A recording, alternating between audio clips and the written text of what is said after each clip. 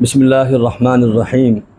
محترم ناظرین، مجلس احرار اسلام کا شعبہ خدمت خلق الحمدللہ پوری ذمہ داری کے ساتھ موجودہ سیلاب کے اندر اپنے خدمات پیش کر رہا ہے۔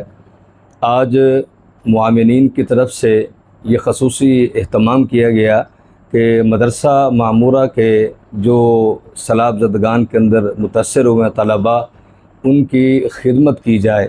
تو اس حوالے سے آج مدرسہ معمورہ کے اندر پڑھنے والے طلباء کرام جو سیلاب کے اندر متاثر ہوئے، ان کی خدمت کی جائے گی، اور اس خدمت کے حوالے سے میں التماس کروں گا مدرسہ معمورہ کے ناظم مولانا عطاء المحسن بخاری صاحب سے کہ وہ ان طلباء کی خدمت کریں، اور اللہ تبارک و تعالیٰ سے دعا ہے کہ اللہ پاک خدام کو اور معاونین کو جزائے خیر عطا فرمائے۔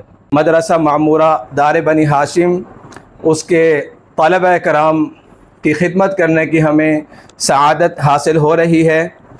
اس مدرسہ میں تقریباً 400 کے قریب طلبہ کرام دینی تعلیم حاصل کرتے ہیں، اور ان میں کچھ مسافر بھی ہیں جو مختلف علاقوں سے یہاں پر آ کر تعلیم حاصل کر رہے ہیں۔ ان مسافر طلبہ میں سے جو سیلاب سے متاثر ہوئے ہیں، جن کے مکان اس سیلاب کی نظر ہو گئے ہیں، مدرسہ نے یہ طے کیا ہے کہ ان طلبہ کرام کی نقد خدمت کی جائے۔ جتنے بھی معاونین اس ساری شعبہ خدمت خلق میں ہمارے دست بازو بنے ہیں، میں ان سب کا شکریہ ادا کرتا ہوں۔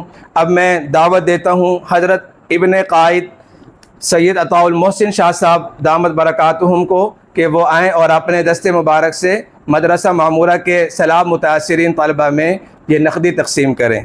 جناب حافظ محمد اکمل صاحب یہ شیر شاہ سے تعلق رکھتے ہیں، سیلاب میں ان کے گھر گر گئے ہیں، 10,000 نقدی ان کی خدمت کی جا رہی ہے۔ محمد شعیب احسن، ان کا تعلق علی پور سے ہے، اس حالیہ سیلاب میں ان کے مکانات گر گئے ہیں، ان کو بھی 10,000 نقد خدمت پیش کی جا رہی ہے۔ محمد لقمان سورج میانی ملتان، ان کے مکانات متاثر ہوئے ہیں، 10,000 نقد پیش کیے جا رہے ہیں۔ محمد عثمان جلال پور، ان کے بھی حالیہ سیلاب میں مکانات متاثر ہوئے ہیں، 10,000 نقد پیش کیے جا رہے ہیں۔ اور محمد احمد جلال پور، ان کے مکانات بھی متاثر ہوئے ہیں، اور ان کی خدمت میں یہ نقدی پیش کی جا رہی ہے۔ اور بھائی محمد رمضان، ان کا تعلق علی پور سے ہے، یہ بزرگ ہیں، معذور ہیں، اور سیلاب میں ان کے گھر گر گئے ہیں۔ انہوں نے ہم سے رابطہ کیا تو ہم نے ان کی بھی نقد خدمت کر رہے ہیں، جو وصول کریں گے مدرسہ کے استاد مولانا محمد اخلاق صاحب۔ جزاک اللہ خیر۔